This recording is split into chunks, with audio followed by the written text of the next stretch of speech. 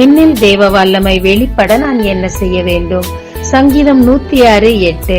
அவர் தமது வல்லமையை வெளிப்படுத்தும்படி தம்முடைய நாமத்து நிமித்தம் அவர்களை ரட்சித்தார். எவ்வளவோ முயற்சி செய்தும் சொத்துக்கள் எல்லாவற்றையும் விற்றும் பெரும்பாடு நீங்காத அந்த ஸ்திரீ கடைசியாக தன் எல்லா விதமான விசுவாசத்தையும் ஒன்று திரட்டி அவர் வஸ்திரத்தை தொட்டாலாவது சுகமாவேன் என்று சொல்லி நம்பி தொட்டாள்.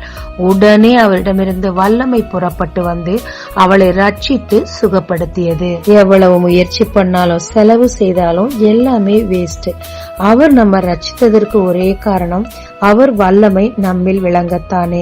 அதற்குரிய விசுவாசத்தை நாம் ஏற்படுத்திக் கொண்டு தேவனை நெருங்கும் போது அவர் நம்மை ரட்சித்து அவருடைய வல்லமை நம் மூலம் வெளிப்படுத்துவாருங்க. ஜெபிக்கலாமாங்க. தேவரே, நீர் என்னை ரட்சித்ததற்கு நன்றி. என் மூலம் உம் வல்லமை வெளிப்படத்தக்கதாக போதிய விசுவாசத்தை எனக்கு தாரும். இயேசு மூலம் பிதாவே, ஆமென்.